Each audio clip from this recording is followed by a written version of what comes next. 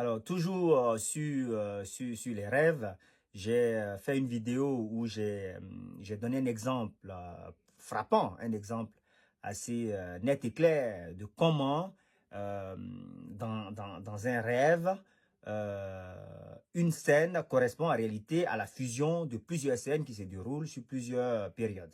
Hein, j'ai donné l'exemple, vous pouvez retrouver la vidéo.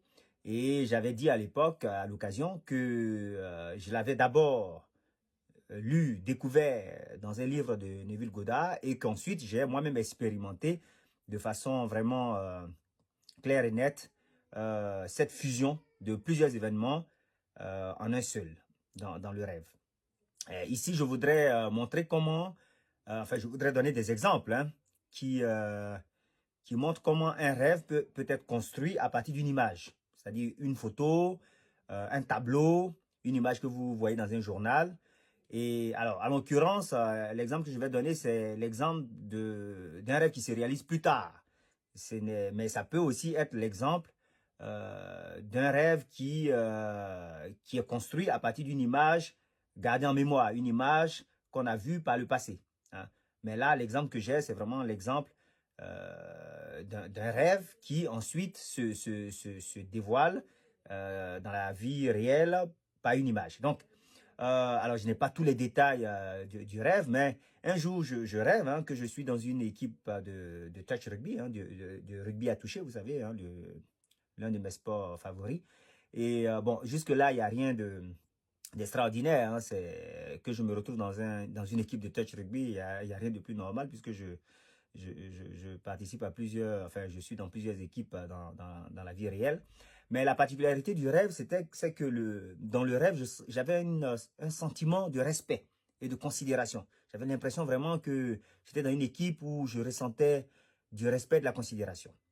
Donc, ça, c'était en quelque sorte l'essence du rêve. Je n'ai plus tous les détails du rêve, mais c'était ça l'essence du rêve. Et donc, je l'avais noté, comme je note mes rêves souvent. Je pourrais le retrouver dans mes archives. Et quelques jours plus tard, alors je ne sais pas exactement si c'était le lendemain ou plusieurs jours plus tard, mais en tout cas, quelques jours plus tard, de sorte que je puisse m'en souvenir, quelques jours plus tard, j'ai un ami qui m'envoie un message, je ne sais plus, mais en tout cas par l'un des réseaux sociaux, qui m'envoie un message avec un article de journal. En fait, c'était plutôt, oui, soit un article de journal, soit un article de magazine. Et c'était ma photo qui était à la une. Donc, il m'envoie un message en blaguant en disant, ah, ben, le frère est à la une. Bon, il m'appelle frérot. Donc, il dit, le frère est à la une. Et donc, j'essaie de savoir de quoi il s'agit. Et effectivement, il m'explique en fait que non, mais en fait, ils ont décidé de faire une publicité, la publicité de la section Touch au boulot. Et que pour ce faire, ils avaient sélectionné cette photo où j'apparaissais en action. Et que donc, ils ont décidé de prendre cette photo pour faire la publicité de la section de touch pour encourager les gens à venir s'inscrire. Voilà. Et donc, là, je me suis souvenu de mon rêve. Quand il m'a envoyé ce message, quand cet ami m'a envoyé ce message, je me suis souvenu de mon rêve. Et là, j'ai compris en fait que c'était en fait cette image qui avait été scénarisée dans le rêve. Et c'est pour cela que j'avais cette sensation de respect et de considération. Je n'étais pas là quand la photo a été choisie, mais le fait de choisir cette photo où j'apparaissais pour faire la publicité de la section était un signe de considération et de respect. Et donc, ça m'a fait me souvenir de mon rêve. Et j'ai compris que mon esprit avait scénarisé cette image. Alors, un deuxième exemple qui est beaucoup plus simple, c'est que un jour, j'ai rêvé d'une personne très célèbre de mon ancien lycée. C'était un grand frère de la promo juste d'avant, la promo juste avant nous, qui était très célèbre parce qu'il était très très fort, surtout en mathématiques. Enfin, il était fort partout de toute façon. Et alors, c'est une personne que j'ai rencontrée une ou deux fois ici, dans la ville où je suis, enfin dans le pays où je suis actuellement.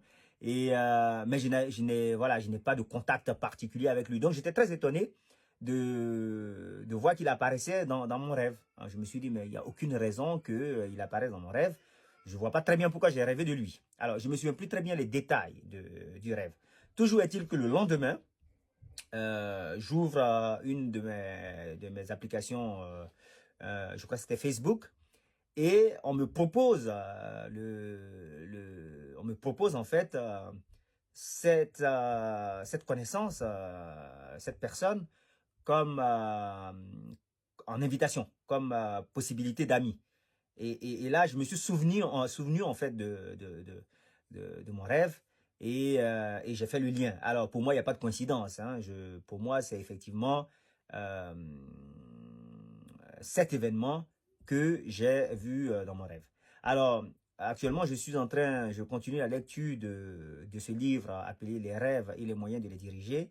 Et je crois que dans l'une des lectures que j'ai faites, je crois que c'est le chapitre 3 ou le chapitre 4 de la première partie, il explique, hein, l'auteur explique aussi comment il a rêvé d'une église belge qu'il avait vue sur des gravures. Donc ça, c'est aussi un exemple qui date du 19e siècle, qui montre que notre esprit est capable de prendre une image et de la scénariser et d'en faire toute une scène, d'en faire tout un événement. Donc dans le sommeil, dans le rêve, quand vous dormez, que vous rêvez, vous avez l'impression que ce sont des événements, alors qu'en fait, tout ça, c'est construit à partir d'une seule image, à partir d'une image. C'est une image qui a été scénarisée. Donc les rêves sont souvent des images qui sont scénarisées.